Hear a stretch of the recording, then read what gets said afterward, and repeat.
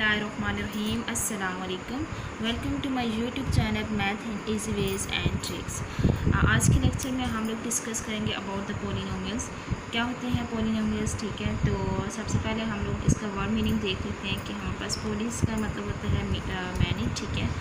It's mean many and nomials mean terms, ठीक है। तो आपके पास जो पोलिनोमियल्स होते हैं, ठीक है, इनको समझने से पहले हमें जो है वो टर्म्स का पता होना चाहिए कि बेसिकली हमारे पास टर्म्स क्या होती हैं, ठीक है।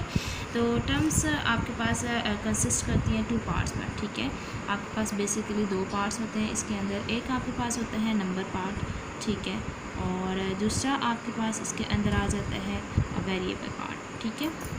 तो बेसिकली हमारे पास जो पोलिनोमियल्स होते हैं इन जो टर्म्स के साथ मिलकर बनते हैं, तो टर्म्स के अंदर 2 पार्ट्स आ जाते हैं, number part and variable part, ठीक है।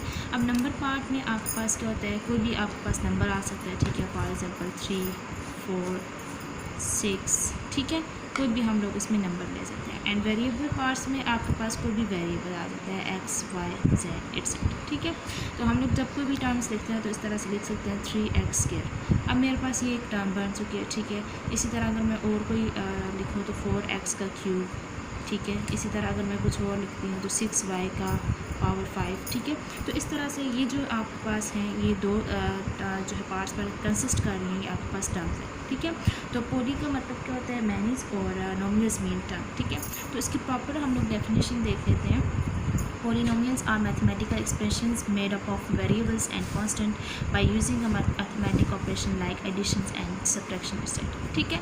तो हमारे पास फॉर एग्जांपल हम लोग कोई भी एक्सप्रेशंस लिखते हैं, ठीक है, मैथमेटिकल एक्सप्रेशन, उसमें हमारे पास कंसिस्ट करती हैं कि इसमें 3x का स्क्वायर एंड देन हमारे पास आ जाता है दूसरी बात, इसमें हम लोग लिखते हैं 4x एंड लास्ट में हम लोग 6 लिखते हैं। अब यहाँ पे देखिए हम लोगों ने जस्ट जो है वो टर्म्स लिख ली हैं, लेकिन अकॉर्डिंग टू डेफिनेशन हमारे पास इसमें क्या कहते हैं, अर्थमेटिक ऑपरेशंस इसमें आ जाए, ठीक है, लाइक एडिशन, सब्ट्रैक्शन, मल्टीप्लिकेशन और डिवीजन, ठीक है। तो हम लोग यहाँ इसमें जो है वो प्लस या माइनस का साइन लगा लेते हैं। तो ये आपके पास क्या होते हैं, अर्थमेटिक ऑपरेशन होते हैं, ठीक है। ये हम लोगों ने अर्थमेटिक ऑपरेशन लगाए और इसके साथ साथ हम लोगों ने अपने टर्म्स को भी लिख लिया। तो ये हम पास ये जो आपके पास बगैर किसी इसके साथ वेरिएबल आपको कोई नहीं नज़र आ रहा है, यहाँ पे इसका मतलब है आपके पास एक कांस्टेंट टर्म है, ठीक है। तो ये यहाँ पे ये आपके पास क्या होता है, इसको हम लोग कोफिशिएंट बोलते हैं, ठीक है। और इसके साथ हमारे पास ये जो टर्म्स होती हैं, ठीक है, जिसके ऊपर आपके पास वेरिएबल और उसकी पावर होती है, ठीक है, ये वेरिएबल्स होता है और इसकी पावर जो होती है इसको एक्सपोनेंट बोला जाता है, ठीक है।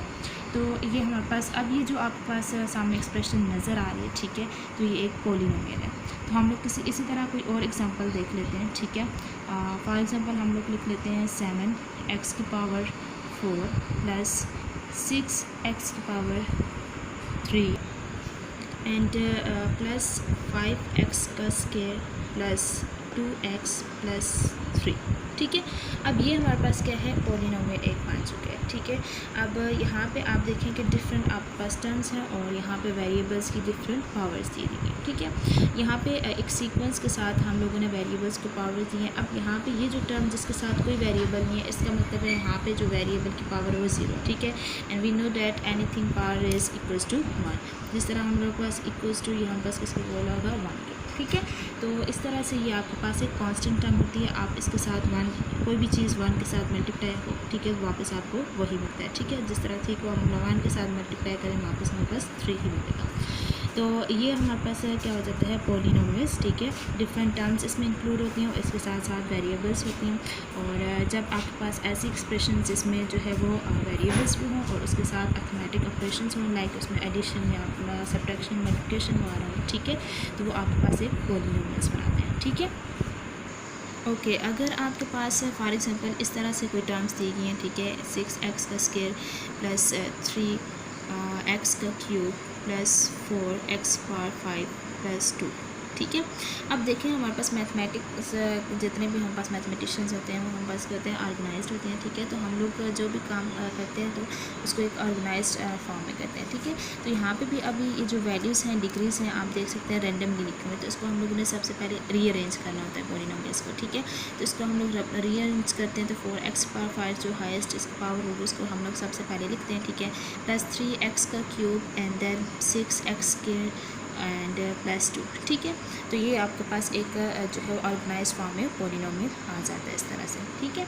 और अगर आपके पास यहाँ पे जस्ट इस तरह की टर्म है कि 7x, यहाँ पे पावर आपको नज़र नहीं आ रही, ठीक है। तो इसका मतलब है कि यहाँ पे इसकी x की पावर 1, ठीक है। और अगर इस तरह कांस्टेंट के साथ कोई भी x की पावर नहीं है, ठीक है, तो यहाँ पे इसका मतलब है x पावर 0 एंड ऑलरेडी मैंने एक्सप्लेन किया है x पावर इक्वल्स टू 1, ठीक है। यानी एनीथिंग आपके पास उसकी पावर 0 हो तो वो आपके पास 1 के इक्वल होती है, ठीक है। अच्छा, उसके बाद हम लोग इसकी कुछ टाइप्स हैं, ठीक है। और टाइप्स के बारे में डिस्कस कर लेते हैं कि हमारे पास डिफरेंट टाइप्स आ जाती है पोलिनोमियल्स की।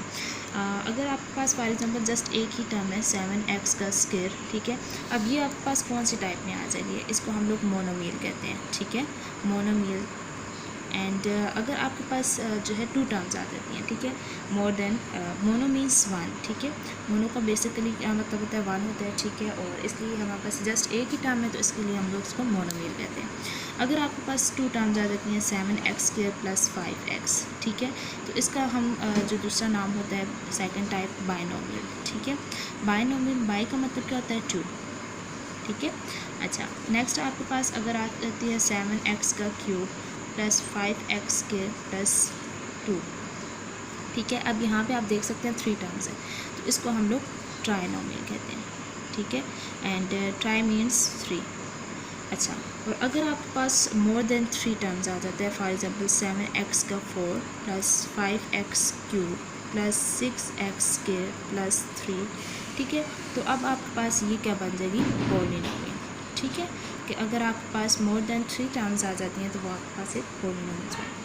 So this is all about polynomials, ठीक है। और अगर आपको कोई भी जो है कन्फ्यूजन है, ठीक है, कोई क्वेश्चन है आपका, तो आप मुझे कमेंट बॉक्स में पूछ सकते हैं, ठीक है। और अगर आपको वीडियो अच्छी लगी है तो लाइक करें, कमेंट करें एंड शेयर करें। And thank you so much.